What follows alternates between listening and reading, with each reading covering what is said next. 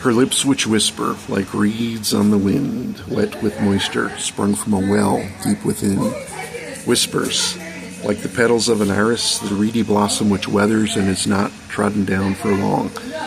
Fell burgundy iris or Moses Cleveland's Canterbury Tales.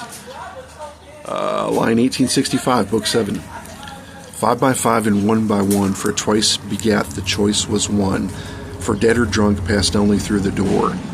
The choice was simple, only one, the door unto the tavern stuck. What spell this cast, the door stuck fast to frame. The door stuck fast unto its frame, victory's feast had thus went lame, the unruly raven vandal for to blame. It sought by all with passion due, with forks and knives and aim ere true, the raven to be snuffed like candle flame. But ere the raven dodgy be, it flew about, was hard to see. It cawed and squawked and mocked the party present. It smashed itself and hit the floor, rebounding from the burly door. It nimble be the raven, not a pheasant. Rebounding from the door it bid its way unto the window hid, imperative to make its fast escape. But fast it was within the hall, with panic now it's to pay its call. It overturned a wooden bowl of grapes. It spied another window to which it flew, the night air blew. The guests a vested interest in it be. It best be gone ere from the hall, the knives and forks but short to fall. The window open, freedom it did see. It paused upon the window sill, it mocked and cawed its humour ill, it waiting till the guests were within reach. Then off into the night it flew, it pausing to remain in view. It filled the night with an unearthly screech, as if to bait the guests anew, a knowing for to misconstrue, as they scrambled over the window sill. The flaunted feast thus left behind for grouchy Carl and beast to dine, the roaches were indeed to sup their fill. They one by one across the sill chased the raven, their humour ill, they tumbling in pursuit through the window. The raven crowed and croaked a taunt. It in its beak the ring did flaunt, it flagrantly festooned as it did crow. Off to the east it flew once more, to Darkwater Inn, and then north. To the well landed it upon the stones. Atop the well it cawed once more, where they emerged the night before, the hand of fate but rolling of the bones. The wheel thus spun and quite a run, still spinning thus and not quite done, what number up and number down to be. A new day yet to dawn it be, a continuation for to see. Never happened past dawn had yet to be. But night to night no dawn had come, continuation, one by one, still spinning, but the wheel had yet to rest.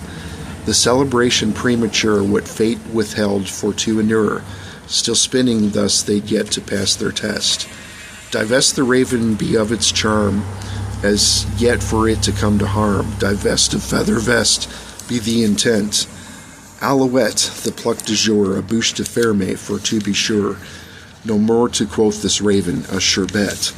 And Eleanor, who would agree, still vexed, yet at this raven be, hexed and vexed, but for a different reason. Again still more the raven cawed, exploiting but one fatal flaw, with the raven ne'er to be in season.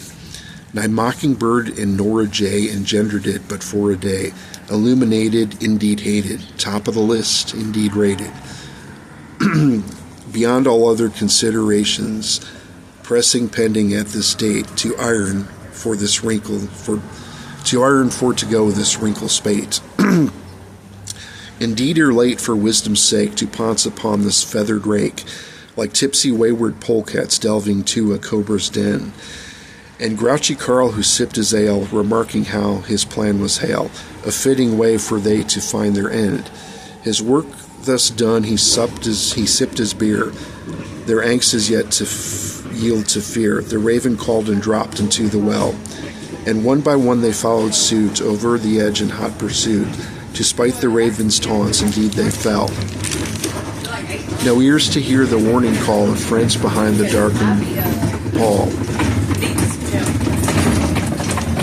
Into the nescient hall they would descend, like rabbits to a cobra's den, a moment's reckoning nigh to spend, unheeded be the warning call of friends. Into the hole like headstrong beasts to seek or to provide the feast, The craven raven, cowardly to flee. The raven craven may be so, but one way only for to know. Still from the nescient paw its cause did come. One by one they hit the water, knee deep indeed, and bent on slaughter, to smite the raven indeed, but for spite. For indigo glory up above, to nescient Paul push come to shove, like wanton dust, but wisdom for despite.